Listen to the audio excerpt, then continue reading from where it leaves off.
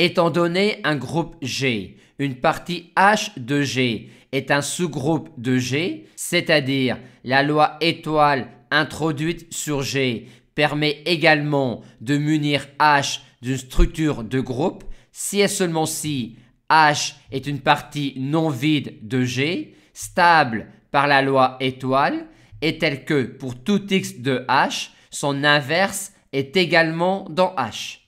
Quand cette contrainte-là n'est pas clairement vérifiée, il arrive souvent que l'on montre cette contrainte-là en montrant que l'élément neutre de G appartient à H. Quand on souhaite montrer que H est un sous-groupe de G, le plus important est d'être capable d'énoncer clairement un test d'appartenance à G. Puisque ici et là, le but est de montrer que des éléments appartiennent à H.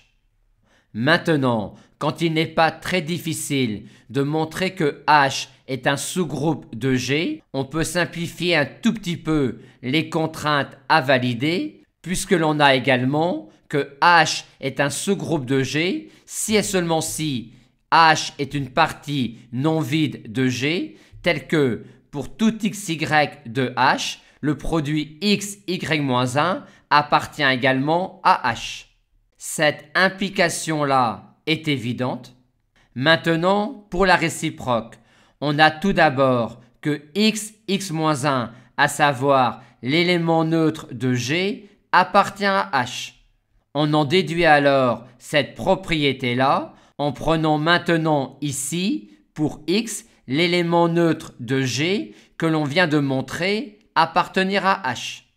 Et on en déduit alors cela en écrivant xy sous cette forme-là. Bien noter qu'en pratique, on ira vers cette caractérisation-là uniquement s'il est assez simple de montrer que H est un sous-groupe de G. Par contre, on ira vers cette caractérisation-là qui est plus détaillée quand on devra procéder tranquillement en deux étapes. Première étape, stabilité de H par la loi étoile. Seconde étape, stabilité de H par passage à l'inverse.